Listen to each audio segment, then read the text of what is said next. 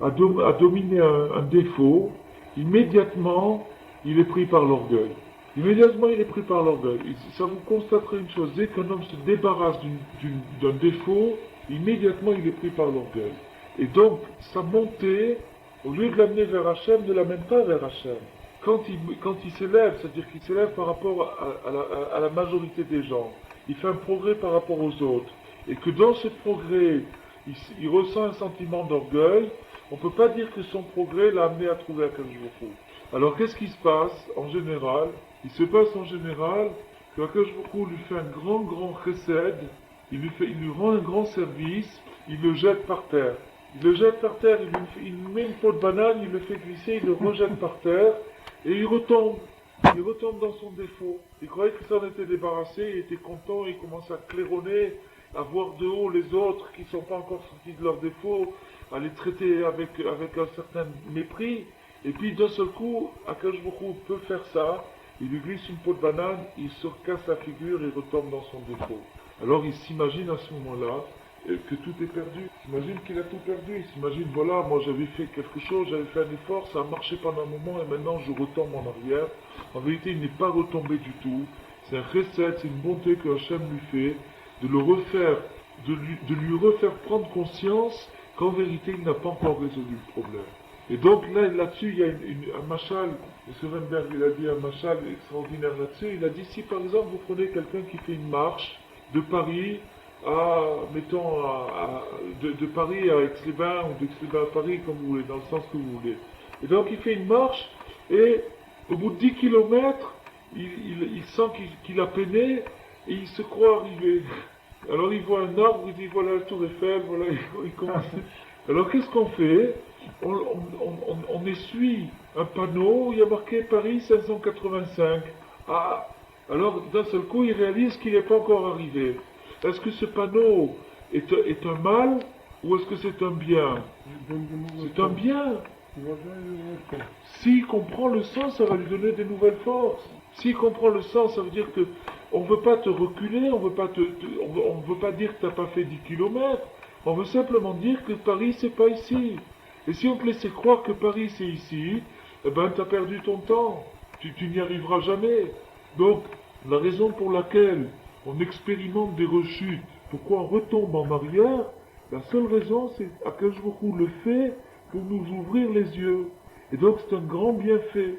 Et la personne qui comprend ça, elle est stimulée par ça et elle se remet au boulot. Elle se dit, bon, encore 585, il vaut mieux grignoter plutôt que de trop réfléchir, il vaut mieux se remettre à marcher. Et donc ça c'est le sens de monter et de trouver Hachem en montant. Exactement, exactement. Merci. L'orgueil dont vous avez parlé tout à l'heure, quand on arrive à quelque chose, Oui, c'est-à-dire de croire qu'on est arrivé à quelque chose par soi-même, oui, mais quand on a la satisfaction d'avoir fait quelque chose pour un cas de ça, oui. Ça c'est bon, c'est pas, ça c'est bon. pas Non, ça c'est pas de l'orgueil. Alors donc c'est une satisfaction. Qui est pure. Alors oui, C'est là, il y a une finesse, il y a une nuance. Il y a une nuance. Il y a une nuance. Il y a une nuance.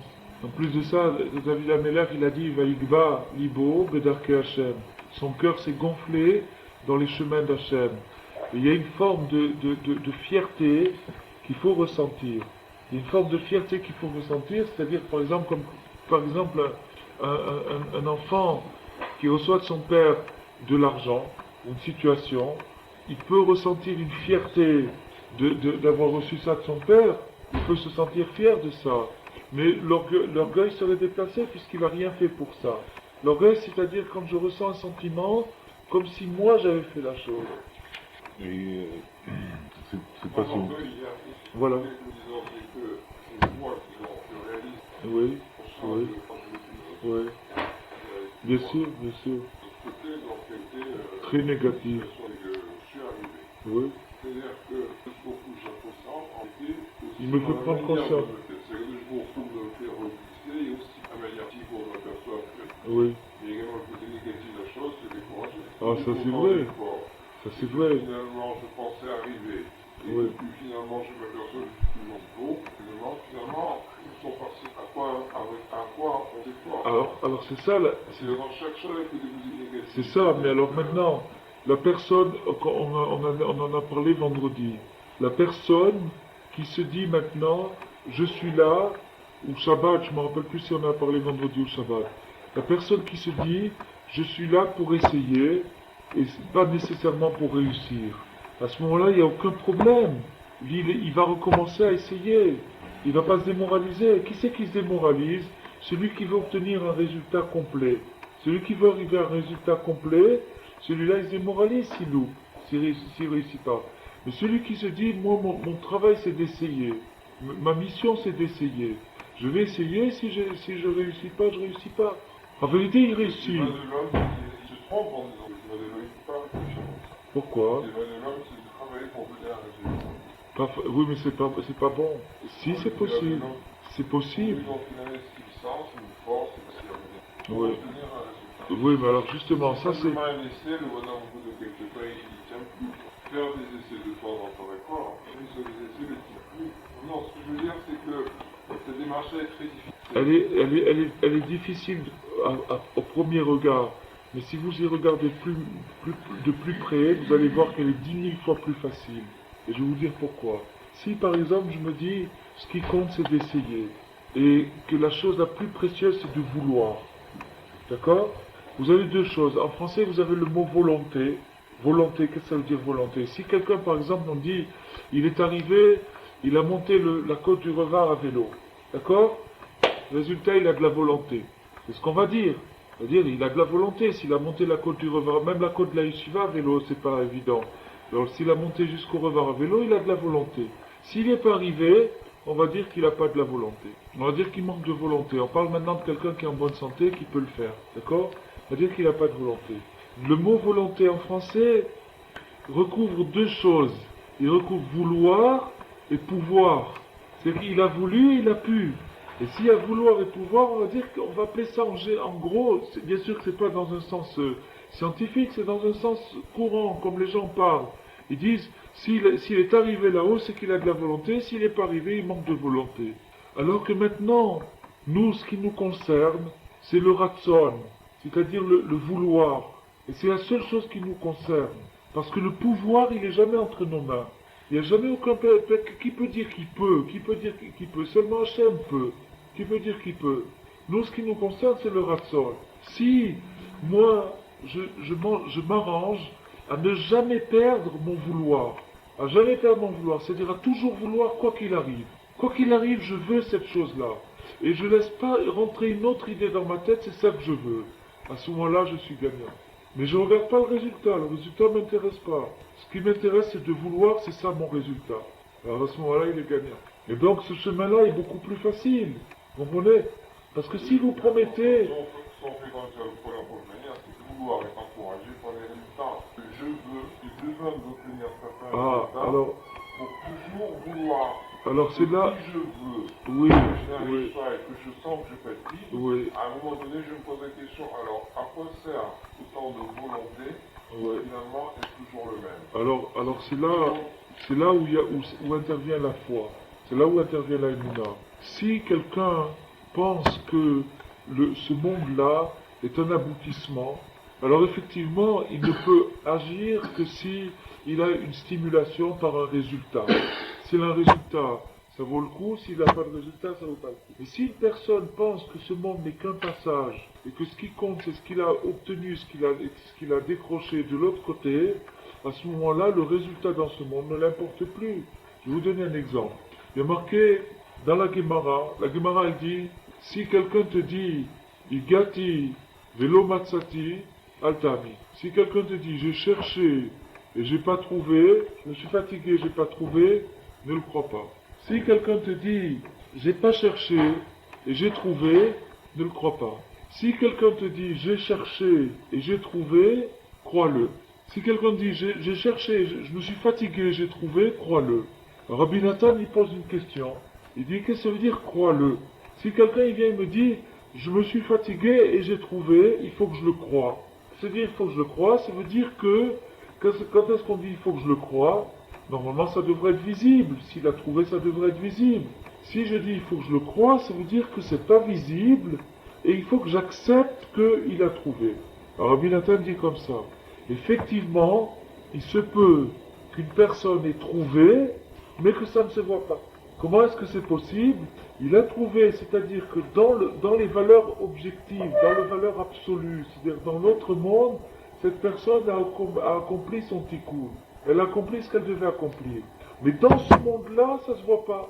Ça se voit pas. Alors si moi, je vois que cette personne s'est fatiguée, je dois croire que du moment qu'elle s'est fatiguée, elle a réussi. Même si dans le monde que je vis, dans le monde que je vois, le résultat n'est pas formidable.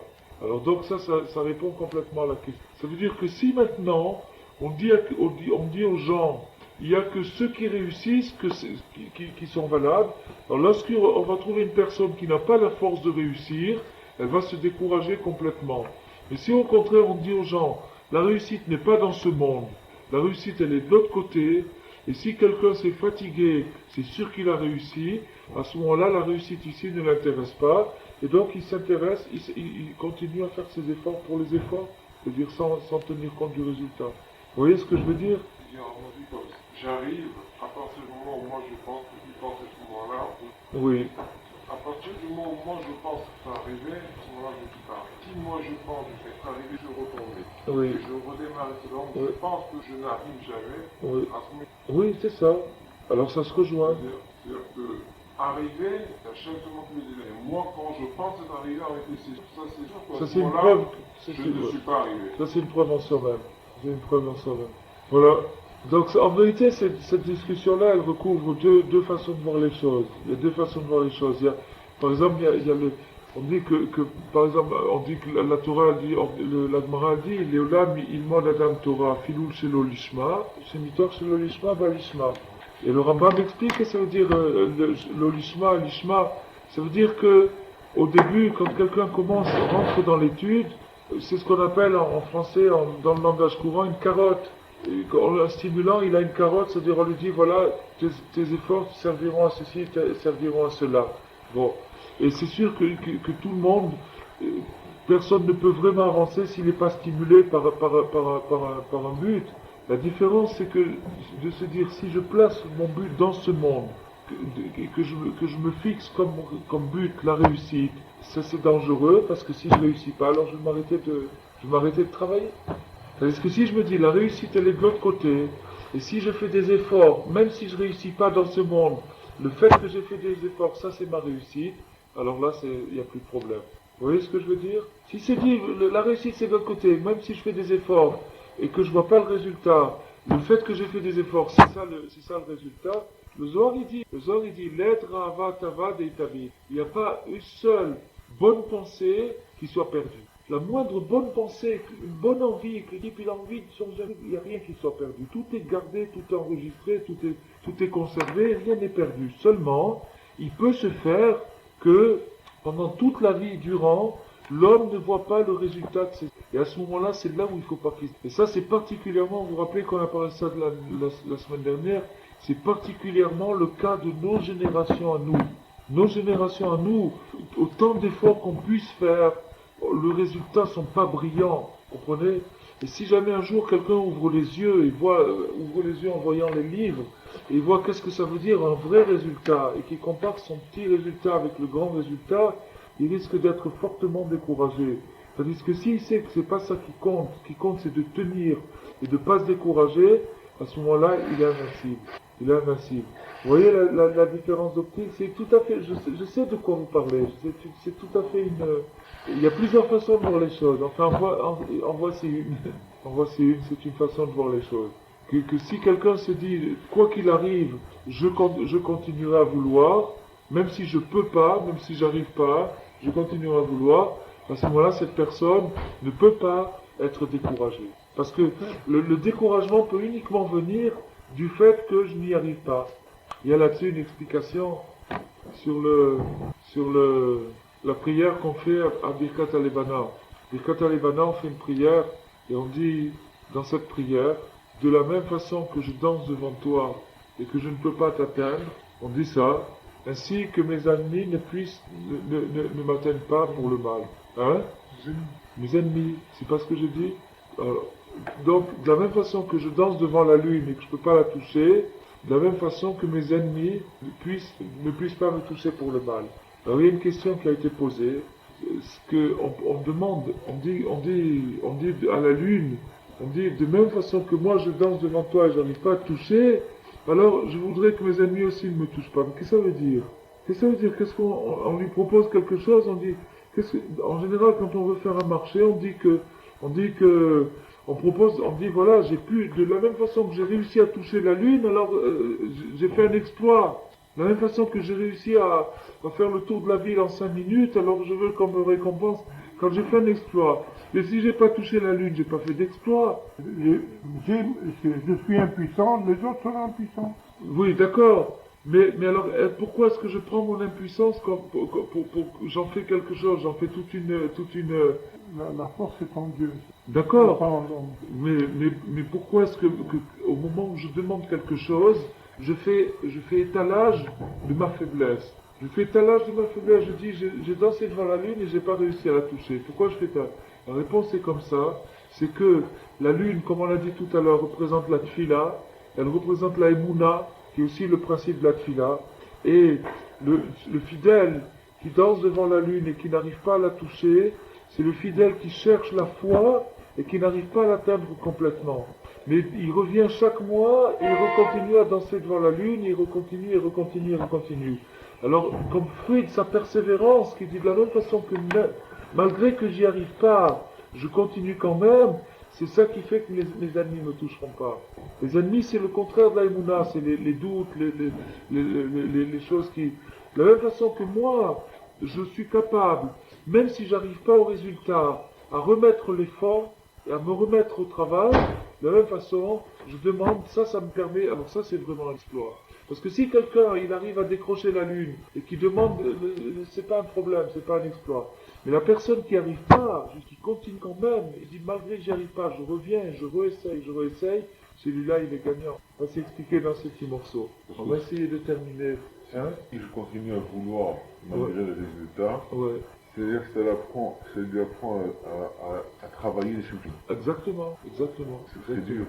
Non, c'est ce qu'il a dit le monsieur. C'est très dur parce que ça ne nous rentre pas dans la tête, parce que ça va à l'encontre du Parce que système. nous, quand on veut quelque chose, Il faut la carotte. on voudrait avoir Il faut le la carotte, résultat c'est tout. immédiat. La Enfin, le société, résultat, disons, matériel. la société elle est basée Qui sur va le nous fait motiver. du fouet et de la carotte. C'est-à-dire que de nous faire avancer avec des fouets et des carottes. Mais maintenant, cette chose-là, c'est dangereux quand la bête est fatiguée. Comprenez, quand la bête est fatiguée, il n'y a plus de fouet, il n'y a plus de carottes. Quand la bête est fatiguée, il n'y a plus de fouet, il n'y a plus de carottes. Comprenez? Alors maintenant, dans nos générations, on est très très fatigués. Il y a des gens que vous avez beau leur dire, tu vas brûler 3 milliards d'années. Si tu fais tes avéras, ils diraient, bon, ben, tant pis, ça ne le touche plus du tout. Ou vous lui faites une carotte magnifique, vous lui dites, si tu étudies la Torah, tu iras dans le paradis. Bon, on est fatigué, comprenez? Alors là, il y a un retournement de situation, il faut chercher quelque chose de plus fort. La chose la plus forte, c'est ce sens que la chassidoute amène, une dimension absolue dans la lutte. Au lieu de rester dans le relatif, c'est-à-dire de se dire mon effort est relatif à un résultat, et d'avancer effort, résultat, le jour où il y a un trou, c'est fini, il n'y a plus personne.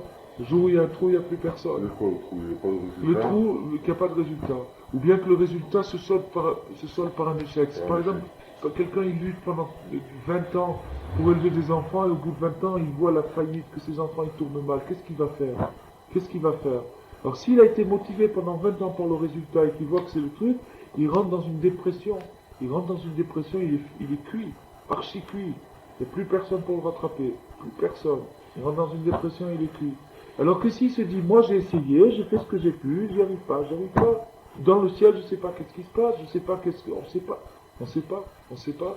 Moi, je dois être mamine, que tous les efforts que j'ai faits pour éduquer mes enfants, à quel jour on a tenu compte, et tout a été enregistré, mais l'enfant reste maître de son destin, il a la bérira, et s'il a fait l'idiot, il a fait l'idiot. Et si à quel jour on a voulu autrement, il en a voulu autrement. À ce moment-là, l'homme arrive à survivre aux échecs, il arrive à survivre vous comprenez la différence? Il arrive à survivre au coup dur. Sinon, il ne survit pas au coup dur. Sinon, c'est un système qui est très très bon quand tout va bien, mais le jour où il y a un coup dur, regardez par exemple le coup le plus dur qu'il y a eu récemment, c'est l'Holocauste. Il y en a qui se sont découragés. Et des milliers. Pourquoi? Parce qu'ils ont dit à quoi ça sert? Alors tout ce qu'on a fait, c'est pour arriver à ça, et ils se sont découragés. Il y en a d'autres qui se sont pas découragés. Il y en a d'autres qui ont fait comme le type qui va devant la lune et qui dit je danse devant toi, j'arrive pas à t'attraper, j'ai pas encore réussi ma chère n'est pas encore là, mais je reviens, je recommence comme il a fait le Rav Chaim Shlita. Il est venu ici juste après la guerre en 45, il a commencé avec un élève, ça paraît ridicule, ça paraît absurde, mais regardez le résultat. Alors, il y a déjà 5000 jeunes gens qui ont reçu quelque chose, un rayon de soleil grâce à ça. Et si on jugeait d'après les trucs historiques, on dit alors voilà la récompense du peuple juif, après tous ces efforts, arriver à l'eau. Il y a beaucoup qui ont dit comme ça. Beaucoup qui ont dit comme ça. C'est pour ça que je vous dis, l'enseignement de la Chassidoute, c'est un enseignement qui s'appelle Oraïta Diatika Stima, Diatida Galia. C'est-à-dire la Torah qui est cachée et qui va être révélée quand Mashiach viendra. Le Baal Shem Tov, il a dit Torah Tashem Temima, Meshivat Nafesh. Ça c'est un passouk dans Tehillim, il a expliqué comme ça. Torah Tashem Temima, la Torah est intègre, personne n'y a encore touché. La Torah elle est intacte, personne n'y a encore touché. Il y a des choses, des principes fabuleux.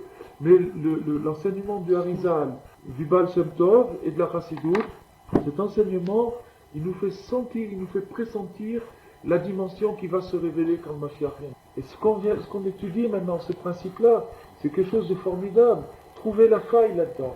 Il n'y a pas de faille. Si je lutte pour le résultat, il y a une faille, c'est l'échec. Tout simplement. Si je lutte pour le résultat, la faille, c'est l'échec. C'est-à-dire, dès que je tombe sur un échec sérieux, que j'ai construit pendant 7 ans, ou 8 ans, ou 10 ans quelque chose, et maintenant on parle, c'est facile à parler, mais quand ça se passe dans la vie, qu'il y a un coup dur, qu'il y a un truc qui s'effondre, il faut l'encaisser, il faut assumer la situation, il faut être là. Bon, et si le type il a tout basé sur son résultat, quand il y a l'échec, il est effondré, dépressif et il est cuit. Carrément, il est grillé. Il y en a eu beaucoup comme ça. Parce que s'il se dit, je m'en fiche du résultat, moi ce que je suis là, je suis juif, ma mission, ma vocation, c'est de lutter, c'est de lutter pour Hachem, de continuer à faire des efforts, même si ça se solde par des échecs apparents. Je veux continuer à faire mon travail. Celui-là, il est invincible. Invincible. Pas de dépression, pas d'angoisse, rien du tout. Parce que qu'est-ce que ça peut faire? Le monde peut s'effondrer autour de lui, il est prêt à être le seul. C'est-à-dire le résultat, on est sûr qu'il est là-haut. Ah, certains 100%. Certains. Hein? C'est ça? Mais pas dans ce monde. Pas dans ce monde. Dans ce monde, le Gaon de Vilna, il a dit, pourquoi sera mitzvot ba'i al malika? Pourquoi il n'y a pas de récompense de mitzvot dans ce monde? Parce que le monde entier ne vaut pas assez cher pour payer une seule mitzvah. Donc on ne peut pas toucher le salaire ici. On ne peut pas toucher la récompense ici. On va essayer d'arriver au moins jusqu'à la fin du paragraphe. Et alors... C'est-à-dire un homme qui lutte pour un problème, qui veut essayer de résoudre, il se casse la tête des fois pour rien. Ça peut arriver, oui. Ça peut arriver. Si ça se résout, ça se résout pas. Il dit, bien sûr, il dit, le Rabbi Nathan, il y a marqué un passage dans la Torah, où Baal Shemesh v'taher, Rachar yochal min hakodashim. Ça veut dire, le soleil s'est couché, il est purifié, et après il mangera du sanctuaire. Ça parle du Kohen qui était impur, et quand le soleil se couche, il est pur, et il pourra manger des sacrifices. Alors Rabbi Nathan il explique comme ça, ou Baal Shemesh, le crépuscule, le coucher du soleil, c'est le dernier jour de l'homme. Rabbi Nathan explique comme ça, il peut y avoir des gens que pendant toute leur vie ils ont lutté, ils n'ont vu aucun résultat, au contraire ils voyaient qu'ils s'empiraient en vieillissant, et ils ne voyaient pas de résultat, mais dès qu'ils ont quitté ce monde, ou Baal Shemesh v'taher, immédiatement ils rentrent dans le Gan Eden et tout. Et toute leur épreuve, ça a été de supporter pendant cette vie le fait de ne pas avoir de certitude sur leur effort. Et ça c'est l'épreuve. Et s'ils s'en fichent, s'ils se disent mais ça m'est égal, moi ce que je compte, je travaille parce que Hachem veut, ça fait plaisir à Hachem, je travaille parce que je suis juif, c'est tout. Je fais une mitzvot parce que je suis juif, pas pour arriver à être un rave, ou pas pour arriver à être une vedette, ou arriver à éclater les murs, ou un truc comme ça. Je travaille parce que je suis juif, celui-là il est invincible. Invincible, il n'y a rien qui peut le détruire. Rien qui peut le détruire. C'est pour ça qu'il a dit Rabbeinu que le Mashiach il serait couronné par ceux qui disent des Tehillim. Parce que celui qui dit Teilim, c'est quelqu'un qui fait. Est-ce qu'on voit le résultat du Teilim? Si vous prenez par exemple une page d'explication, des commentaires, une fois que vous avez fait la page, vous voyez le résultat, vous savez quelque chose en plus. Quand vous avez fait une page de Teilim, quel résultat vous voyez?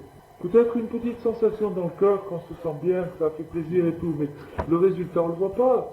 Donc ça, c'est une démarche qui peut sauver l'homme complètement. De se dire, je travaille pour Hachem, parce que je suis juif, un point c'est tout, et le résultat, si ça marche, tant mieux, si ça marche pas, tant pis, celui-là, il est gagnant. C'est invincible. Bien sûr, ça demande, je vais vous dire la clé, le fin mot du truc, ça demande une certaine humilité. Ouais, ça demande une certaine humilité. Ça demande une humilité, ça veut dire que ça demande de pas... C'est ça, ça demande une certaine humilité. C'est ça le fin mot de l'histoire. Alors parfois, pour nous stimuler, on flatte un petit peu notre orgueil. On nous dit, vas-y, comme on fait aux enfants, allez, on va voir si tu y arrives, on flatte l'orgueil. Alors encore une fois, l'orgueil, on peut le flatter chez une personne qui a encore un sens du respect, un sens de... Mais quand on a perdu le sens du respect, quand on est très fatigué, on a beau nous dire, vas-y, si tu arrives en haut de la montagne, tu seras le plus fort. Moi, ça ne m'intéresse pas d'être le plus fort, on laisse tomber carrément. On va essayer de terminer ce passage-là. Alors, והדבר תמוה כי אדרבה, כי כל מה שאדם נתעלה ביותר, בוודאי הוא יותר קרוב לאלוקות. Au contraire, plus une personne s'élève, plus il est proche d'Hachem. Qui colle à Tov ou Elokut, parce que tout ce qui est bien, c'est Hachem. Hachem, c'est le bien, c'est le Tov. Alors donc, quand il monte dans le Tov, il s'élève dans le bien, quand il acquiert des biens, donc il devrait, Tov Hachem Lakol, il devrait se rapprocher d'Hachem. Vanu roim le be'efer, et on voit juste le contraire. Que c'est Adam ba be'ashirut betov, quand l'homme rentre dans la richesse et dans le bien, quand il acquiert des biens, Azaz ou Shochea be'akashbuchu, il se met à oublier Hachem.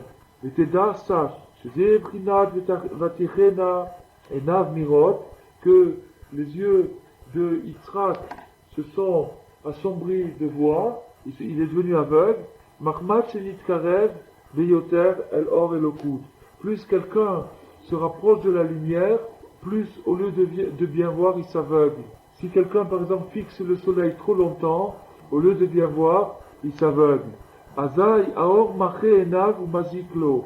La lumière assombrit ses yeux et l'abîme. Comme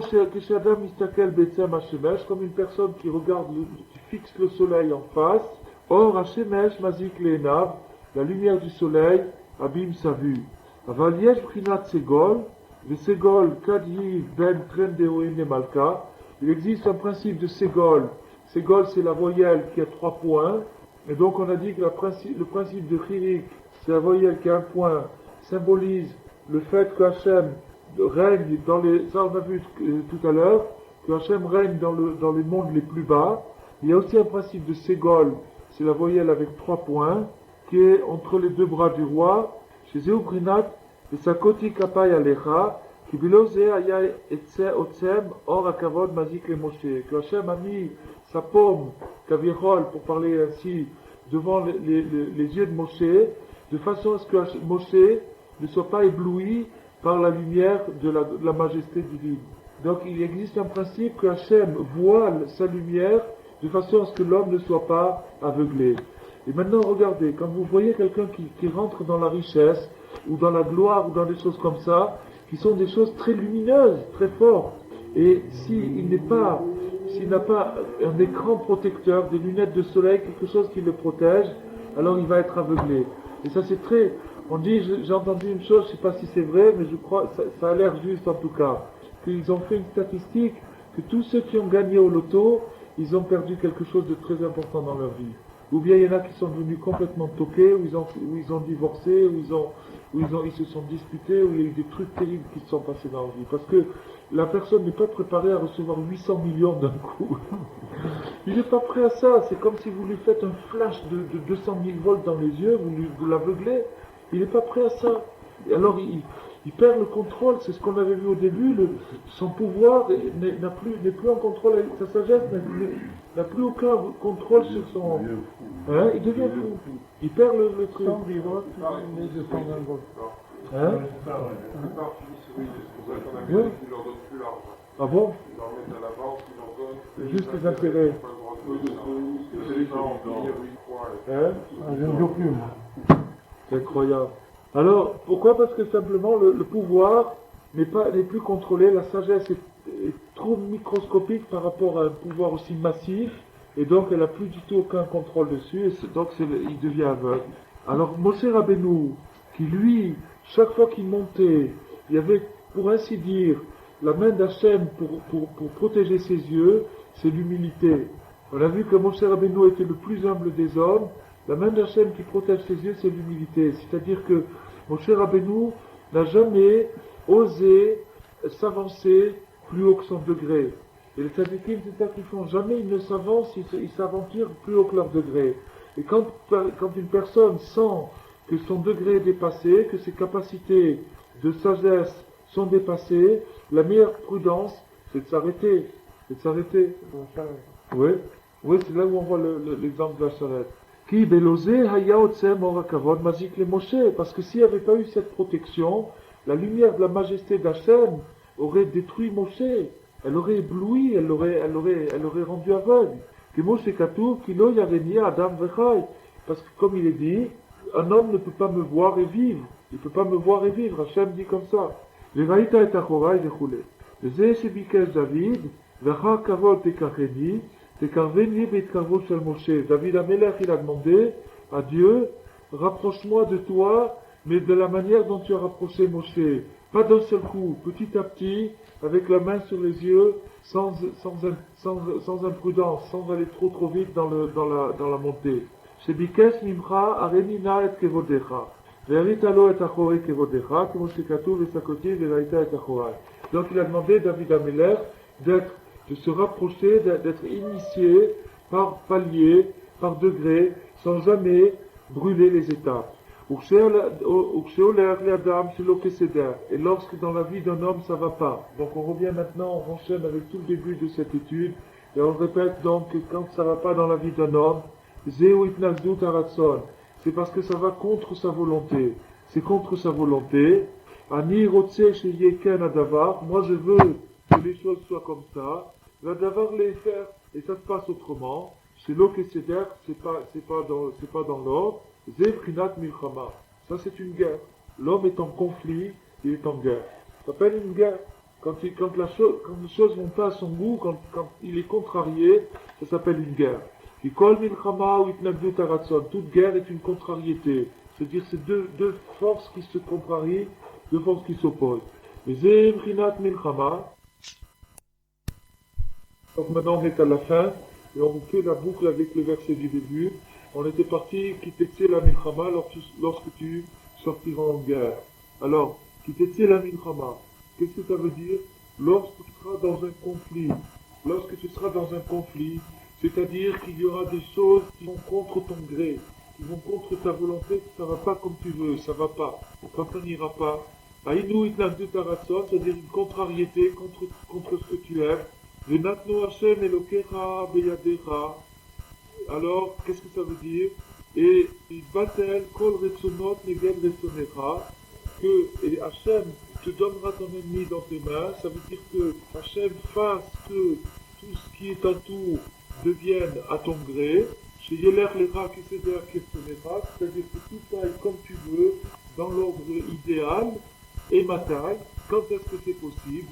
Quand est-ce que c'est possible, c'est pareil? Quand est-ce qu'un jour on peut annuler toutes les contrariétés qu'il y a autour d'un homme et faire que ça aille bien dans sa vie? Kad, et Shavita Shivio, quand tu prendras son prisonnier. La suite du verset dans la Torah, Veshavita Shivio, tu prendras son prisonnier. Que chez Tiye Beprinat Ma, lorsque tu seras dans la catégorie de Ma, c'est-à-dire dans l'humilité de poser la question quoi, d'avouer que tu ne sais pas. Lorsque tu seras capable d'avouer que tu ne sais pas, que chez Tamshir Lecha Elokut, Avaye Bemilou Yalfin, lorsque tu attireras à toi la présence d'Hachem par le Shem Avaye qui est complété par la lettre Aleph, Ze Pirouche Marshava Chashov Ma. La Marshava, la pensée, C'est Rachov Ma, c'est-à-dire pense à quoi? Pense à poser la question quoi?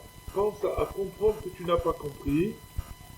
Que je t'ai caché tamid et marchavatra et le couteau, zeprinat meler asur berakim. Lorsque tu attacheras toujours ta pensée à Hachem, ça veut dire un roi prisonnier dans des meubles, c'est-à-dire les compartiments, les cases qu'il y a dans l'esprit, que Hachem soit attaché constamment dans l'esprit de l'homme, zeprinat meler asur berakim, vérité morine dila. Et zéou vishavita shivio, tu emprisonneras son prisonnier, chez Tamshir Ma, Betor Marchavatra, tire le principe de l'humilité, le principe du mal, c'est-à-dire le principe de poser la question, d'avouer que je ne sais pas, mets ça dans ta tête, mets-toi ça dans la tête, mets-toi dans la tête que tu n'as pas compris. Chez tes cachers et le couteau de Marchavatra, ça veut dire attacher la présence d'Hachem dans ta pensée. Kol d'avoir chez Nimshar Minakom d'avoir, Nikra Sheli. Parce que toute chose qu'on attire dans l'endroit très élevé s'appelle prisonnier. Alita la marom, Shavita Sheli, tu montais dans le ciel et tu as capturé les prisonniers. Si une personne arrive à ça, c'est-à-dire arrive à attacher le coude, arrive à attacher la divinité dans son esprit, en se disant que lui, il ne comprend pas, et qu'il est annulé, c'est-à-dire comme il a fait Rabbi Nathan, quand Rabbi Nathan est rentré chez Rabbi Nachman pour s'attacher à lui, pour devenir son élève, il a pris tout ce qu'il avait dans l'esprit, il a laissé à la porte, il a dit maintenant, mon nouveau esprit, tout ce que mon maître va dire. Chaque parole de mon maître, ce sera mon nouveau séchel. J'ai plus de séchel, j'ai pas de raison à moi-même, je prends un truc, mon séchel, je laisse dehors, et tout ce qu'il dira, c'est ça mon séchel. Et à ce moment-là, l'homme se rend compte que le monde commence à converger vers lui, et que toutes les difficultés, toutes les contrariétés s'annulent autour de lui. Les Easod, Nirmaz, ce secret qu'on vient d'étudier, ce mystère qu'on vient d'étudier, est indiqué par allusion dans le Etz HaChaim, qui est le pilier de la Kabbalah, d'Agdamat Klal du Tet, dans l'introduction, paragraphe 19, ou Bekavanot Shel Rosh Chodesh Elul, et dans les Kavanot du Arizal pour Rosh Chodesh Elul qu'on vient de terminer maintenant. Donc Hashbuchou nous donne le srout de mettre en pratique, et que tout le or et le srout de ces révélations nous aident à nous rapprocher de la Tchouva Shlema.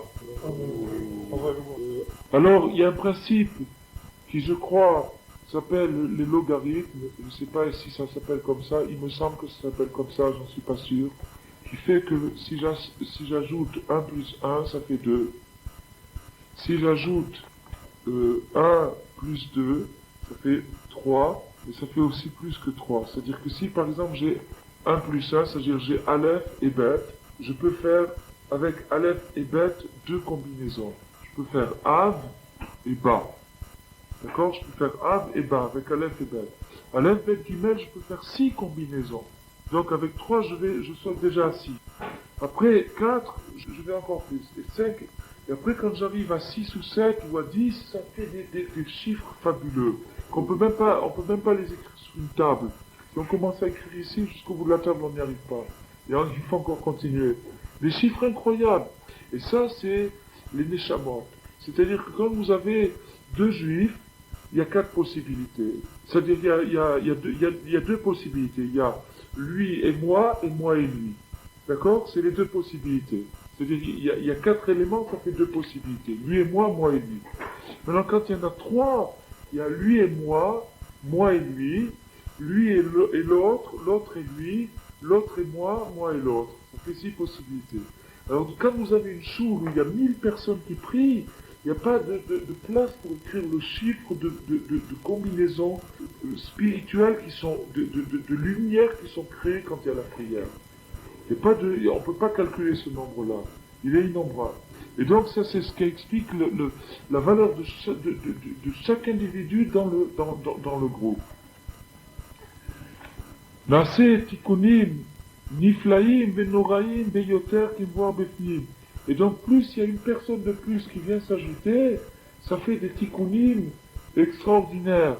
Nimsa shekol ma she'adam oseh zeuda ve'alma. Et donc ça c'est dans le nombre des gens, mais dans le nombre des actions c'est la même chose. Chaque fois que quelqu'un fait quelque chose pour servir Hachem, même si après il est retombé en arrière et il lui arrive ce qui lui arrive, malgré ça, cette action-là n'est pas perdue et elle n'est jamais perdue et elle s'ajoutera à la construction merveilleuse et elle a engendré, elle a provoqué un très grand tikkun pour la construction de la Kedusha et des milliers, de millions de maisons ont été construites grâce à cette chose-là. Comme on vient de l'expliquer, par le principe des logarithmes, c'est-à-dire le décuplement des choses quand il y a déjà une base nombreuse. Si la personne se renforce lui-même chaque fois, tous les jours de sa vie, voilà une chose qu'on n'a pas du tout mentionnée pendant tout l'été et qui était un point que je voulais dire. C'est-à-dire de dire à partir de maintenant je recommence à zéro, comme si j'avais jamais rien fait du tout. Je recommence à nouveau. Je suis un être nouveau. Le passé, je m'en occupe pas du tout. Je recommence à zéro. Je recommence à zéro. Maintenant, à la minute, je recommence. Le passé, il n'existe pas. À la minute, je recommence. Voilà le secret contenu dans la leçon de ce soir, dans ce qu'on a appris ce soir.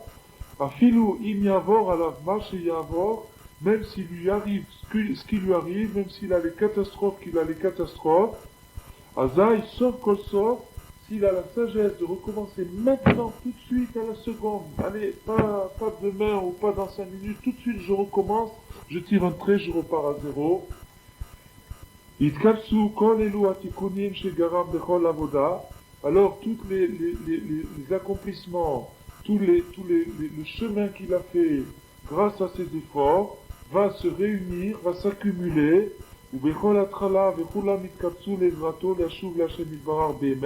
tout va se réunir pour l'aider à faire le grand pas, il arrivera à le faire, et si son début a été pénible, la fin sera délicieuse. Si le début a été dur, la fin sera délicieuse. À ce moment-là, on lui fera voir, on lui dévoilera qu'est-ce qu'il a accompli, qu'est-ce qu'il a fait par son action, à l'école ou par chaque action qu'il a fait, qui est shum davar nevad leolam, car rien n'est jamais perdu. Voilà la leçon de ce soir.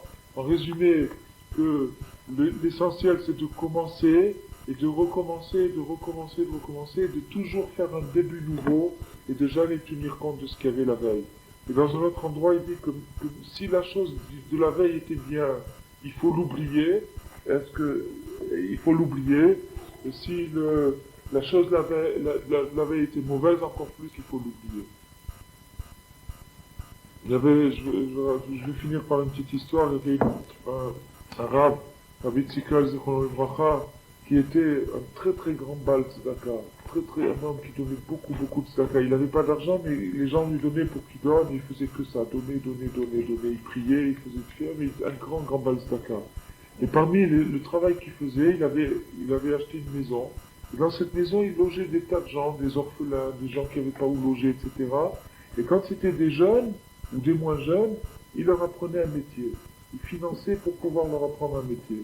Et puis, il y avait un orphelin, c'est lui qui m'a raconté l'histoire. C'est le type avec qui ça s'est passé qui m'a raconté l'histoire. Cet orphelin-là, il lui a appris le métier. Il l'a financé pendant 1 an ou 2 pour apprendre le métier. Et au bout qu'il a appris le métier, il a commencé à gagner de l'argent. Alors, quand il a commencé à gagner de l'argent, Rabbi Tzikol lui a dit, tu sais, je suis en train de ramasser pour un pauvre qui va faire sa bar mitzvah, il faut lui acheter 2-3 sfarim, un petit costume, des bricoles, j'ai besoin d'argent. Alors il a donné un don, il a donné 500 francs, je sais pas quoi, il a donné un don. Bon, dès qu'il est rentré dans le système, qu'il a commencé à gagner de l'argent, Rabbi Tzikol est venu le voir, il a dit, bon, tu sais, maintenant il faut penser aux autres, je collecte pour un type qui va faire sa bar mitzvah. La semaine d'après, Rabbi Tzikol lui dit, tu sais, il y a une pauvre fille qui a plein de sous, on va la marier, il n'y a pas un rond, il faut vraiment, il faut trouver de l'argent. Alors le type, il a dit à la Vitséquelle, mais je vous ai donné la semaine dernière déjà. La Vitséquelle lui a dit quoi, tu te rappelles encore? Tu y penses encore?